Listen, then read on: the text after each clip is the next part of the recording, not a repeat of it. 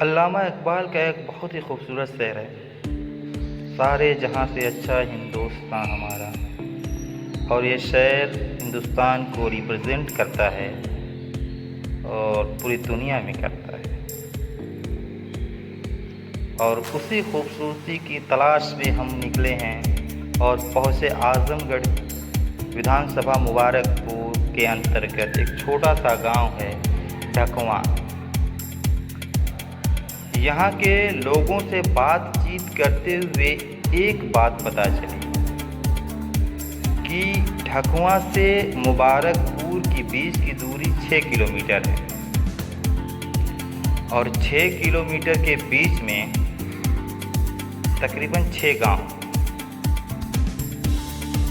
ढकवां, पेरोपुर, मंझरिया, दाऊदपुर, सलारपुर और नयापुरा, ये 6 गांव आते हैं। और ढकवां से लेकर मुबारकपुर की रोडवेज तक रोड का वो हाल हुआ है कि आप देखकर खुद शौक में पड़ जाएंगे। ना यहाँ पे पुलिस प्रशासन देखती है, ना यहाँ के जनता में इतनी आवाज़ है कि ये पुलिस प्रशासन तक पहुंचा सकें। आइए हम दिखाते हैं आपको कि क्या हाल है यहाँ का।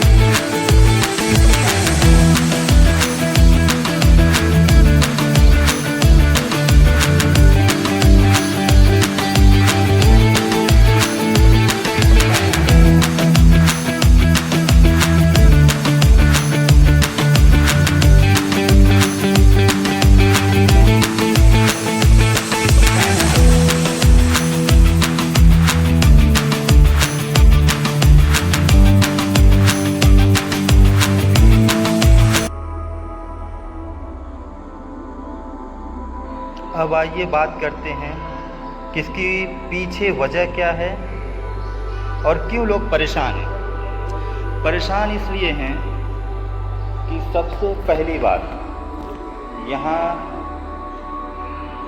ढकवां के गांव के बाहर एक जगह है जिसको तलवा बोला जाता है। ताल, ताल तो आप लोग समझते ही होंगे, ताल बोला जाता है। अब उस ताल के बीचों बीच दोनों तरफ खनन माफियाओं ने इतना खन डाला है, इतना खन डाला है कि पहले तो ताल बोला जाता था लेकिन अब ताल बन गया है। और उसके बाद यहाँ से मिट्टी उठाकर दूर दराज लेकर जाया जाता है। और यहाँ से जब मिट्टी जाती है, जो ट्रैक्टर वाले लेकर जाते हैं, वो रास्तों का वो हाल करके रखे हैं, वो हाल करके रखे हुए हैं कि जनता आने जाने वाली त्रस्त हो चुकी है इनसे। और सबसे अहम बात मैं बताने जा रहा हूँ कि बाबा बुलडोज़र जो कि अहिंसावादी हैं, हिंसा पे रोक लगाते हैं। अहिंसावादियों का वही बुलडोजर घर गिराता है, लेकिन यही बुलडोजर आज जनता को इतना परेशान कर दिया है कि ढकवा की और इनके मुबारकपुर और ढकवा के बीच के जितने भी गांव हैं सारे लोग परेशान हैं।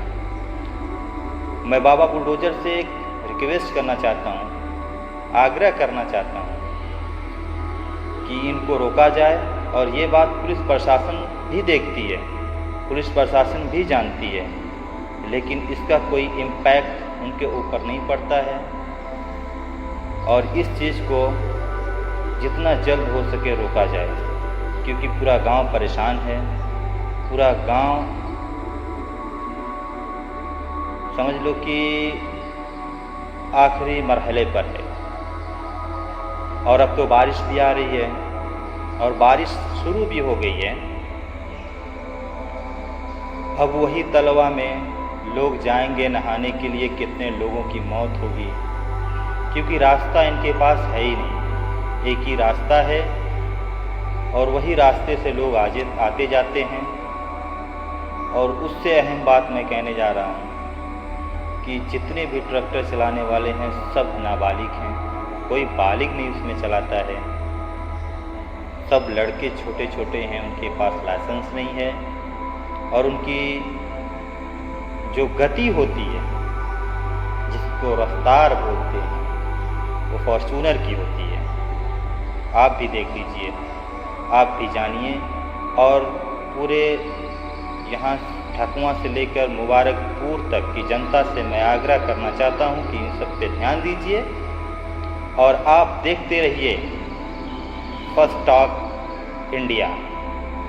कैमरामैन गजोधर के साथ।